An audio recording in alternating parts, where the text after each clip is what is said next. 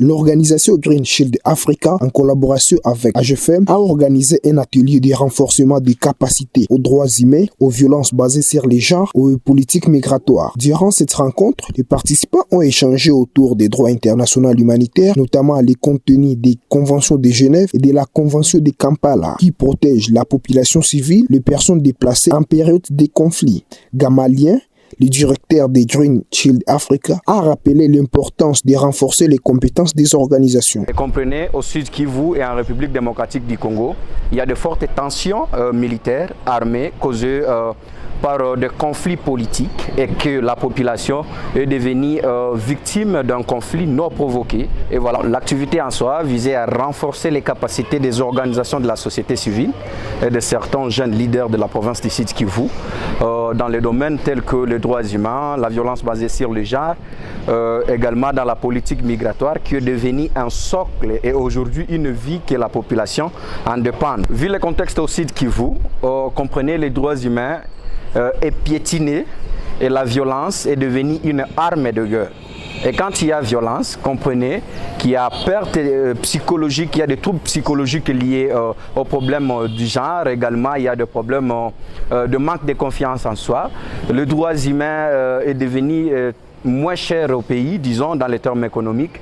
Également, la politique migratoire, la majorité d'organisations de la société civile ne sont pas au courant et ne connaissent pas beaucoup plus de traités qui cadrent avec la migration, le déplacement interne. Plusieurs sessions ont été consacrées à la prévention des violences basées sur les genres, un phénomène qui s'intensifie dans la zone touchée par les conflits armés. Les échanges ont permis d'identifier les stratégies locales pour prévenir les violences et mieux accompagner les victimes. Les participants ont également réfléchi au leadership inclusif et modèle de gouvernance qui encourage la participation des jeunes, des femmes et des communautés locales dans la prise de décision. Pour plusieurs jeunes présents, la formation au droit international humanitaire reste importante afin de limiter les violations des droits humains dans des zones de conflit. Divine Kazigué en parle.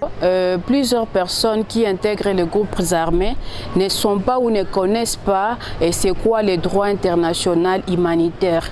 Et c'est ce qui crée beaucoup de violations de droits humains, c'est ce qui cause les violences basées sur les genres, les violences économiques, puisque les personnes qui sont dans l'armée ne savent pas vraiment, ne sont pas outillées, ne savent pas quelles sont leurs limites. Il serait mieux également de vulgariser encore plus ces droits internationaux humanitaires, que ce soit sur les communautés, que ce soit sur les groupes armés, que ce soit au niveau de l'État et au niveau international, pour que toute personne sache c'est quoi le droit international humanitaire et qu'il y ait des limites en cas de crise dans des communautés, en cas de crise ou de guerre dans certains pays.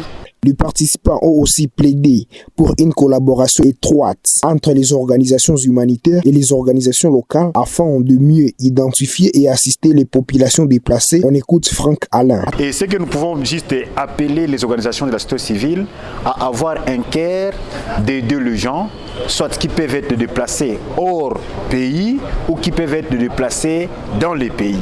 On doit toujours avoir ce souci de partager le gain tel que ça a été envoyé par les personnes ou les organisations humanitaires internationales.